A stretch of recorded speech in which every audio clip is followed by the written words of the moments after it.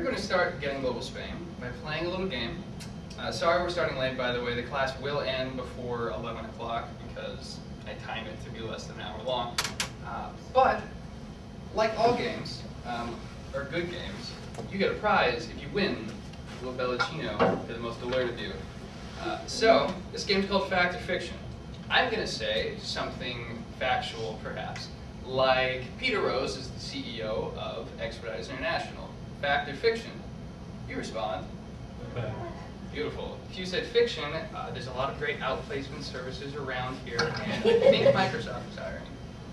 So, the only thing is we're going to play it like Simon Says, which means you have to stand up. And if you get anything wrong, you sit down. Last person standing, and I've never had anyone get through this entire 10-question thing. Last person standing gets a Bellicino. So if it's a tie, I'm going to have to start thinking of really hard Spanish questions. Ismael, if you win, I might take it away from you. I don't know.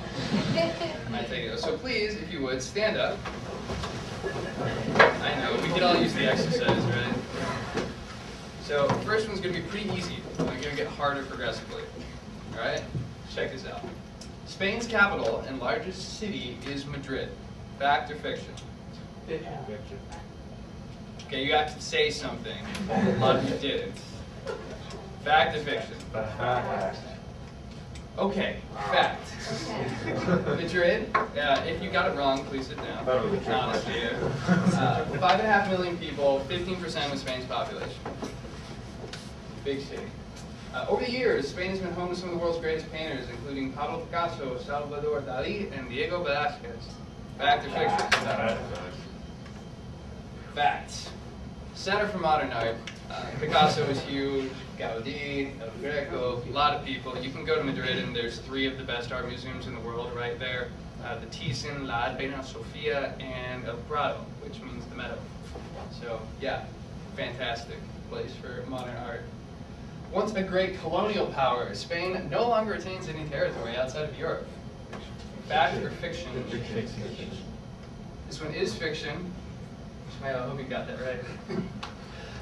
Has several enclaves in North Africa. They're kind of controversial because for illegal immigration purposes, if you can get in there, it's hard to get you out.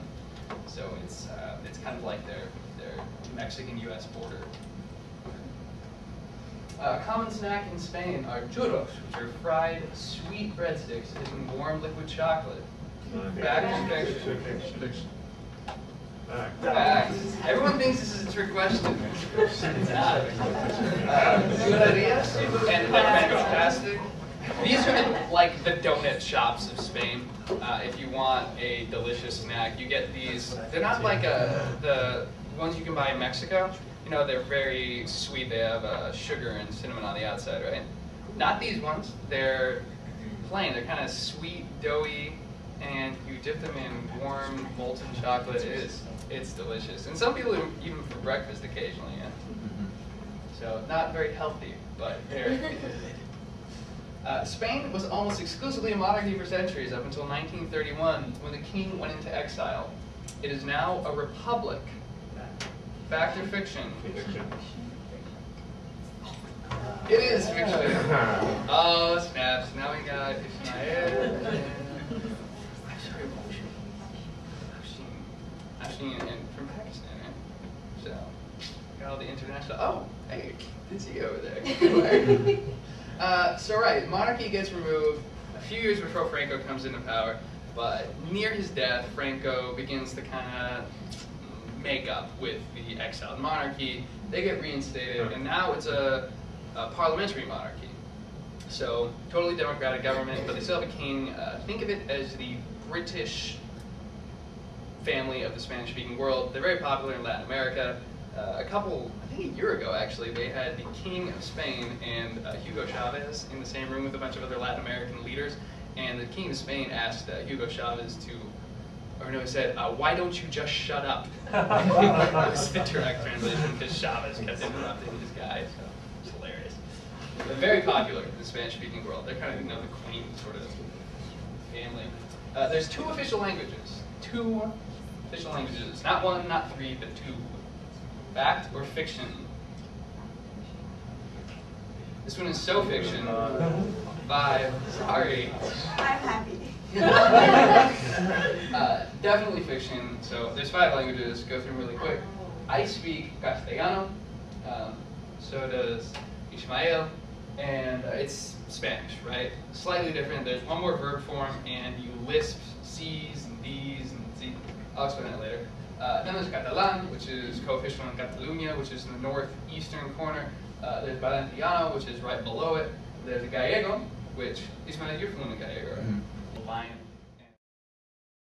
Okay, Spain borders a total of 2 other countries, Portugal and France. Fact or fiction?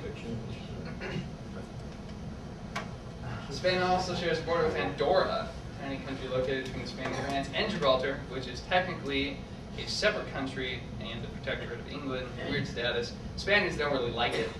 They cut off water supplies to it a few years ago, and the British responded by building a massive water collector on the back of the Rock of Gibraltar. And then they built some desalination plants, but did you get that wrong? Because we always consider it like part of Spain. Andorra? Or? Yeah. Oh. Depends on who you ask. Yeah. Yeah. Well, I mean, it's technically, and Gibraltar, right? And also, it's the weirdest thing in the world. If you ever go to the Rock of Gibraltar, which you can take a jet boat from there to Morocco, which I highly recommend doing.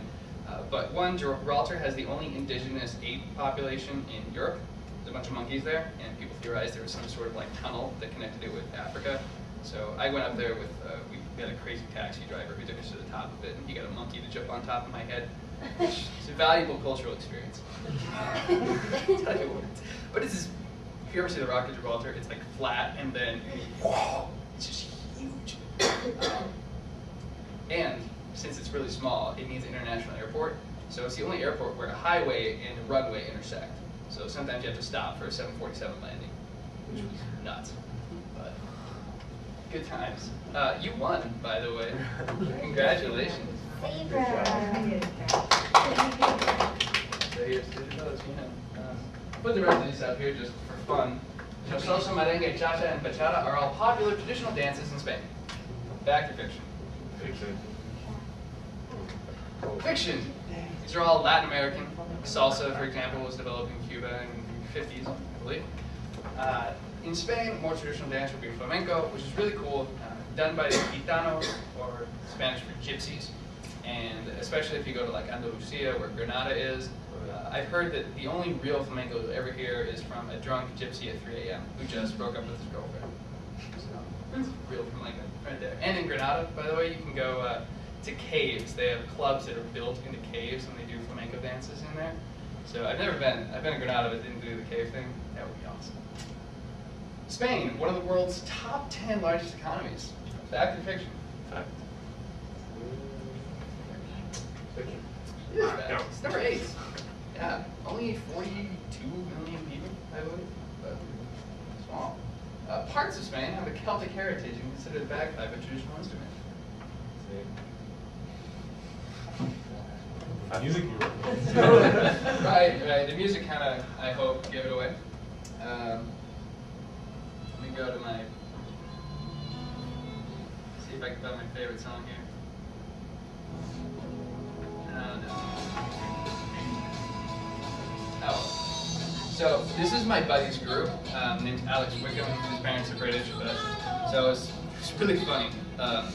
Him and his buddy play bagpipe and drums and whatever, and it's totally Celtic rock and Spanish at the same time. My first experience was this. So I'm at a wedding in Spain, and all of a sudden, weddings in Spain take forever, right? They take 10, 12 hours to really do proper, and you have like 3 courses and every, well, more. And everyone's drinking, of course. So halfway through dinner, all of a sudden I started hearing bagpipe music. And bagpipe music, to me, was like hearing a sitar in France or something. You know, it just didn't sound in place at all. So all of a sudden, this entire Celtic dance troupe bursts through the back doors and marches into this place playing bagpipes. And I just started cracking up because I was like, who put bagpipers in Spain? But it really is Celtic heritage in some parts of the country, especially in Galicia. Yeah, and Basque country. Yeah, so kind of like northwest. Who knew?